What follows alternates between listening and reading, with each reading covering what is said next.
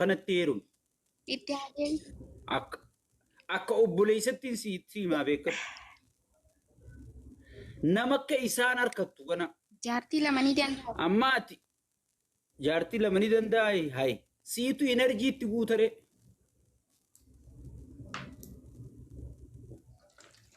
Wayin tuluusan ni jibba booda rabbiin illee irraa gaafata. Gaafin ani amma isa bira dhaqe. Wayin tala sanii Meelaa konfidensuma isii haga ammaa waa'ee isarra fi qabdu gartee asli gartee mi? Konfidensuma isiin fi qabdu gartee mi osoon mataa isii gaafa nan bira dhaqe. Maaliif jibbaree intala dubrummaa irraa fudhatee bartan? Gaafa nan bira dhaqe intala san wayii jibbaa jettee durbummaan guyyaa takka fudhatan. Maal jette? Durbummaan maaliif fudhatan? Asliin waa'ee dhuma durbummaa isaa durbummaan guyyaa takka fudhatama bar fiqir iska zalaalam Ispoortii nuuni badaa bar ispoortii nuuni badaa waan guddaa miti. Ati akkamitti akkatti konfidensii ofitti amante booniyye? Inni beeka ka ustaaza baraana ani. Sirriitti isa beeka waan ta'eef. Sirriitti isa beeka waan ta'eef bara. Gadi fageenyaan inni isa beeka. Amma numaan rakkachaa jira malee laalla arreefuun siin jee bar. Jaalalaa fi fedhii waladda. Amma namni tokko oggii waan akkanaa kana faranjii filmii irraa dalaganii jiran. Isa aarsuudhaaf gartee dhalaa heerumtee namicha jaalattu kana aarsuudhaaf takka gurbaa jaalattu kana wanna godhuudhaaf nama birootti heerumee tujjaara fatti heerumee boodarra bahee isee fayyadamuu jira sii galee. Amma ustaadni suuruma isaaniitu yoo laalte nama if rakkisaa jiru fakkaatan sii galee. So isin tanani beeti micoon nama sirriitti waa'ee jaalalaa hubatee jiru. Ati kitaabul jismi dubbiftee kan meetu. Hajati dubbisee jira hundaan fitnee malee. Ni beeti laala ijarraa beeti. Masheenni kun dhugumaan na jibbe moo na jibbine arreefu siin himne harkaa qabdiin siin jeebar. Harkaa qabdi dhuguma. Dhugumaan harkaa qabdi. Amma yoo gartee rabbumaa jecha dhiifti malee waa hedduu dalaguu dandeessi. Isin booniyyee garuu oowun dalageen rabbi sodaatu. Ayyoo waan takkan dalaguun. Emma sheetichumaan huda fi kootti yoo jettee darsa gushaantaa guuratee dhufa sheetichi. Ana qaltee laalee harkoo kana. Rakkoo jabdu akkam? Ati garuu wanni siif nurra deebinee isaa wajji beekamtellee isumarraa toltaan dhugumaan siif. Waan namni asirraa jiru kanan dhageeffate. Ati maayikii teenya xiqqoo kurfoo tanarraan barattu waan namni jiru hunda bira qochiiftee kunoo immoo mucaa fiddee qallaa akka qalamaan akka gangalchu jirti.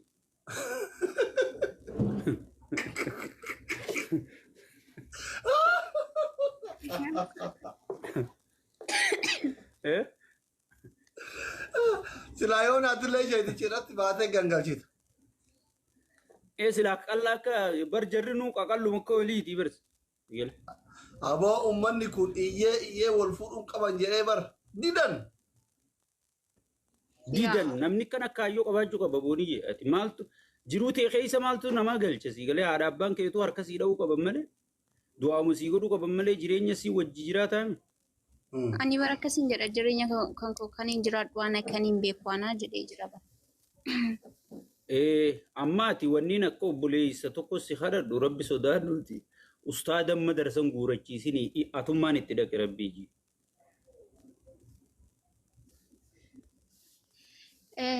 Akkiin jedhee anillee yooniin itti dhaqee isiniin kuni maal jedhama maalinni afaan oromoon tokko jira badi. Maaliif anaa wanni ni fudhattu itti gaafatamummaa ni fudhattu. Itti gaafatamummaa ni fudhattu waan dhufuuf hundaa. Anaa fudhata. Kun oromoon na dhageessimi. Ati yoo itti dhaayxallee qurxima beeytee mana masaanuu dhaayxa malee akka jaartii ta'an jibbitutti itti dhaquu kee mazolummaan fudhadhu. Isin hin gootu siin jedhu gootu. وان كان نقول توري دي سين أي أتسين يا أصلي Guyyaa tokko taan bira bulee guyyaa tokko si bira bule. Ani watakka guyyaa ani tokko fedhii taa isaan daange. Maal? indaan geessitu guyyaa tokko taan bira buleeti guyyaa taan bira bulu silaa'u sa'uma muraasa mana kaan taa isin ni beeyti dhiise. Akkoo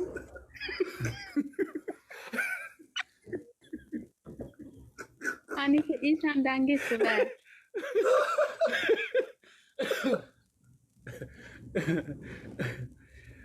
Dhalaan bara uggii keessa si kaa'atte yoo ati loltee asii dachii qubdee mana darsa kana caccabsu ta'u siin jetti barteessee laaltee namni hin beekne uggii rakkatetti dhiisaa jetti ni beekti waan ta'eef. Amma anumaaf isii ciqqabu jira malee isii yaadda waan jirtu mee isii yaaddoytu ni garteeti haasoo hanga haasoo inni kana keessa. Bar konfidensii guutuun yoo taan dhiisee hojjetti bar. Ni beeyti. Bar namni kun walirra haraashii beeyta. Wal bee. Walirra kennaas beekaa dhalaan kun sii galee. Tajaajilli isaanii kun. Dhalaan shawaa kennatti tokko faadhisi. Addaan qabdeen qusatu si kenna. እንደዛ ነው ጀቲ ጀኒ በርሰኑ አፋን አማራቲ አው ገብቷል Guchee kooti. አማሪፍ አሰይት አማሪፍ አሰይት አፋን ኦሮሞቲን አይ አከና አከና ጀቴ ጉረሲን በቀይስት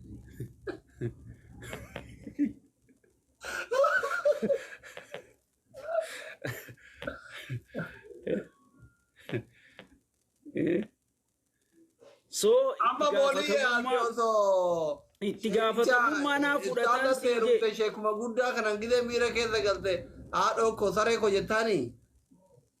Eenyudhaan ustaazan sheeka guddaa kanaan jette guddina miti osoo dulloomaa ta'e iyyuu bakkee jaalalaa isiin bar sheeyni kun nuuf gudda malee isiin orre isiif bar dardara wati isiif sheekaa miti bee jaarsa. Mana kan hunda keessa wal ari'anii bar makaddaa adii tanaan wal dhawaa.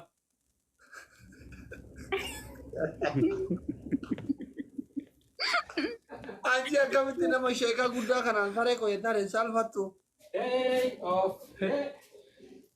jaarsa fi jaartii wal saalfatanii. Hin beeku. Yoo itti tole ni dhooyitiiyu fi gubba kabaltiiyu saree kootii bira ootte. Haga ammaa eessa turteetteen.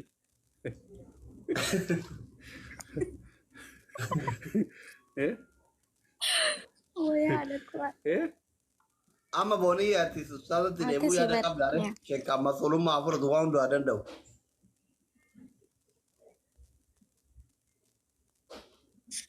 Yaa mas'ulummaa itti gaafatamummaa yooniin fudhattan maafii mashkala. Waayee gurraacha. Alhamdulillah. Akkasii. Arrala soomanni kiyyaa fi qeeqee balamoo asitti irratti bultii diigamte jaaraa jirraa beekaa asli. Dubbii tana laaftuun seenati. Yale.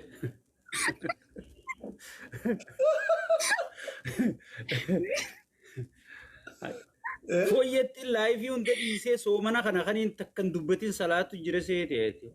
Kun olarra tabaddee hunda karaa keenyaan rabbi tolchaa jira si gale. Akka. Dhugaa kun. Ani itti gaafatamummaan hin fudhadha. Ammaasii sheeka hanga afurii fuudhuu rabbi ayyameef si gale. Sharaan amma afurii daazimmaa tan isin malee kabiraatu lama ganaa lamaafa. Ustaazni maal akka jedhe beektanii? Mbeen. Yeroo hunda jechuudha ustaazni akka jedhu. Ani si malee yooni nama biraa erga si fuudhee yooni nama biraa fuudhee jedhee bakka ni kakatalleedha. Natti malleedha. Garuu ani amma bakka kanatti shakkiin kiyya. Amma ani yooniin isatti kan hin deebi'ee ta'e waa'een micayyoo sanaa na yaaddeessa. Maaliif yaaddeessa? Bakka maaliif si yaaddeessa yeroo jettu tokkoffaa ustaazni amma ishii bira qaamanaa jiraatu malee qalbiidhaan na bira jira. Niin beeka. kan amma gargar baaniyyuu qalbii na bira jiru gaafamoo walitti deebinee isa bira deemu immoo ምንም ነገር አያስፈልገውም። በቃ ካለኒ እንጃ ኛተዩ ዮንማ ቤሉ ዳፍኛት መሌ ቆፈፊኛቱ ነት ይፈካታል። على حرب جانا ربني هذا حرب الحب يعني ايه هاي مي ابو جچوتو ما يسين فيدم جرتو لا لبر فلتي دبچو جرتي به يا كسدا كان بجناني ጋብስ ሞ ሚጨዮ kana yoonini inni akka amma kunuunsu kanatti yoo kunuunsu dhiisee akka haala amma jiru kana yoo jijjiiree miceyoon kun immoo maatiin isheellee moofachuu danda'anii soo uummanni hawaasni miidiyaa kanarraallee booda ustaaza kiyya na jalaa hiraarsuu danda'anii barrakkoodha bar amma karumatti garagaruu dhabne. Network किसी का बेशका लक्कीन इंदगा माल मिची जच्चोता मिची यो नका बेमले नेटवर्क की नेसन नका हाय बरा सीम फिर रकब बनाए هذا الحرب مشكلة والله no أخو يصير سيل هاي نمكن والجالة توت إلى ما تبيت التاو جراي سيل يا كسدا no an edugo akheti wallahi so ati khijiba jette u dugo ay fim beysif na dagay faddu wonni takkata gandille warri media ra faraste over medium ra yemale ber sibira yo amma yo tiktok kana gachufne nama khumala man kana ni garra me naim nyarkino ifuma arku jirta barati so gi gachufte bod loga so suma fi ustaadatu lafa walar kamale namni media ra sayidise waye nama media siyachisin ta oromo gara lafetti da oromo to sharia yame angarte durani sheikha takka jibben behu wano wani fa qabbana wani jeetu man ayyuman qabbane se malaqawna erge fi fuzise si yetunin dage video te takka dage fedde bar eyyen akasi hariiroon teessan eega duraan Abiro jiraatti ko maal ta rakkoo ta jirtu ganna maal jette maal jettani hariiroon teessan eega kana jiraatte gartee nuti itti gaafatamummaa kee ani niin fudhadhaan siin jee sii gale michiyyoonis hin deemtu yaaddeen sii galee michiyyoo akka deemtu hin godhin gaati rabbi sodaadhu summa kadha Dekaabi follow around keessa ani barakasiin godhu ani waa takkallee ani jechuun rabbillee ni sodaadha waa takkallee godhu sheekumaan ishee keessa laalee taasa yaa akkasi haay waan akkasi lakkii ati haquma ustaad Muhammad Bayaani ansumatti ni maa baga maan si harka irree waan si duube jennu hunda suma bira jennamma ati ustaad Muhammad Bayaanu maan toltala anaa siin jee amma sirra walirraa bire ati fingartu malee sirritti walirraa bire eddani sin lamaan si gale jaalalaa wala san dhuguma walirraa bire eddani si beeki ma miidiyaa kanarratti namoota hedduu akkuma reefu dubbanne barra walirra quxurii waliin fakkaannee wal fuudhuu jiraa jennee mereefu garuu jarri kun ana ati jalaaltuun si beekaas ani akka laali walirraa tolan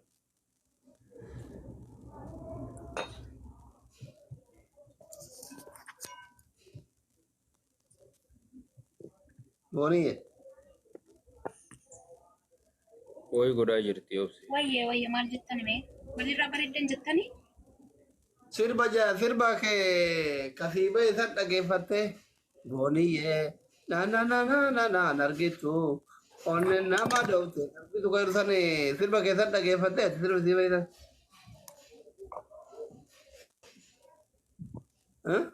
poostii kee jalatti argee haala labar waan akkasii dhageeffachuun haraamummaan qabu sirba jaalaatti waan ta'eef hin dhageeffanne dhaggeeffadhe poostii kee jalatti. Okay. Amma kaayyoon kee yaadni kee maali gabaabumatti? Usta amma bayaan itti heerumu. Ani akkas. Abdiin kutanne irra haga ni furganallee. Magan. Asli miskiina ba.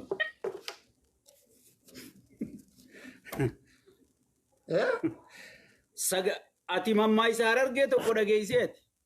Hin dhageen. Sagal dhaltullee ta kurnee isaa wajjuma dhalla siin jaan sii galee oggii onni irraa si jaalatan.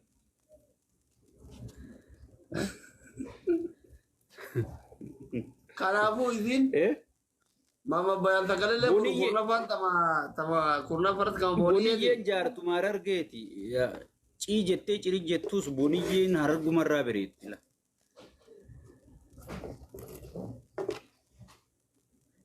Dhuguma bari ijoolleen argee jaartii keenya jedhanii na yaamanii maqaa kiyyaan na yaamanii. Masha Allah. Dumaashii jedhan jaartii keenya jedhan waan akkasitti nama yaamanii.